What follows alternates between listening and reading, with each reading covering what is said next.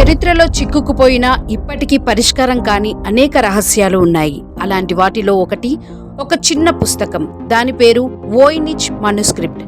ఇది కేవలం ఒక పుస్తకం కాదు, ఒక సెక్యూరిటీ కోడ్ లాంటిది. శతాబ్దాలుగా ప్రపంచంలోని తెలివైన మెదళ్లను గూఢచారి శాస్త్రవేత్తలకు కూడా అర్థం కాని రహస్యం ఇది. ఏంటి ఈ వోయినిచ్ మనుస్క్రిప్ట్? ఇది సుమారు 600 సంవత్సరాల పురాతనమైన హస్తప్రతి. దీనిని 15వ శతాబ్దపు ప్రారంభంలో సృష్టించినట్లు కార్బన్ డేటింగ్ ద్వారా తెలుసుకున్నారు. ఈ పుస్తకంలో 240 కంటే ఎక్కువ పేజీలు ఉన్నాయి. కానీ ఇది ఎలాంటి సాధారణమైన పుస్తకం కాదు.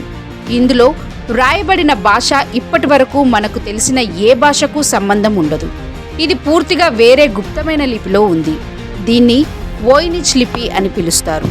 పాఠ్యంతో పాటు ఈ పుస్తకంలో అద్భుతమైన విచిత్రమైన చిత్రాలు నిండి ఉన్నాయి. ఇవి మనకు బాగా తెలిసిన వాటిని కూడా గుర్తించలేనంతగా భిన్నంగా ఉన్నాయి. అసలు ఈ పుస్తకంలో ఏముంది? మనుస్క్రిప్ట్ దాని చిత్రాల ఆధారంగా కొన్ని విభాగాలుగా విభజించారు.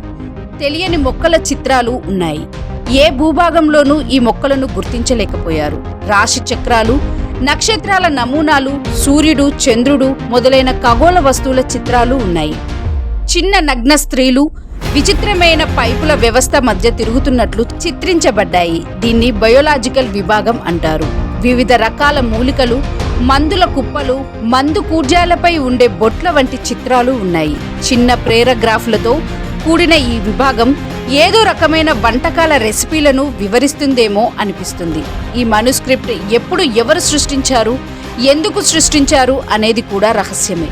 1912లో పోలాండ్కు చెందిన పురావస్తు వ్యాపారి విల్ఫ్రెడ్ వోయినిచ్ ఇటలీలోని ఒక మఠం నుండి ఈ హస్తప్రతిని కనుగొన్నాడు. అతని పేరు మీదుగా ఇది వోయినిచ్ మనుస్క్రిప్ట్ గా ప్రసిద్ధి చెందింది. ప్రస్తుతం ఇది అమెరికాలోని యేల్ యూనివర్సిటీ లైబ్రరీలో సురక్షితంగా భద్రపరచబడి ఉంది. ఎందుకు ఇది ఇంకా గుట్టుగానే ఉంది? శతాబ్దాలుగా ఎందరో ప్రయత్నించి ఎందుకు వైఫల్యం పాలయ్యారు? మొదటి, రెండవ ప్రపంచ యుద్ధాల సమయంలో గూఢలిపులను డీకోడ్ చేయడంలో నిపుణులైన వారు కూడా దీన్ని చదవలేకపోయారు. శక్తివంతమైన సూపర్ కంప్యూటర్లు, ఏఐ వరకు ఈ మనుస్క్రిప్ట్ మీద పనిచేశాయి. కానీ అవి కూడా దాని రహస్యాన్ని బయటపెట్టలేకపోయాయి. ఇది నిజమైన భాష కాదు, కేవలం ఒక కృత్రిమ, అర్థం లేని వర్ణాల సముదాయమేనా అనే సందేహాలు కూడా ఉన్నాయి. ఇది చదవడం సాధ్యం కానిది చాలా మంది భావిస్తున్నప్పటికీ కొన్ని ఆకర్షణీయమైన సిద్ధాంతాలు ప్రచలితంలో ఉన్నాయి.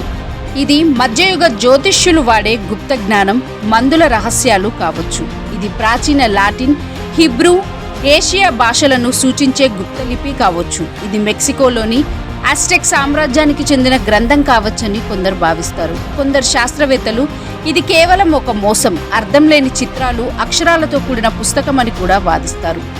వోయినిచ్ మనుస్క్రిప్ట్ మనుషుల కుతూహలాన్ని, ఆసక్తికి ఇప్పటికీ ఆశ్చర్యంగానే ఉంది. ఇది నిజమైన జ్ఞాన భండాగారమా, లేక ప్రాచీన కాలపు ఒక జీనియస్ వ్యక్తి చేసిన మోసమా?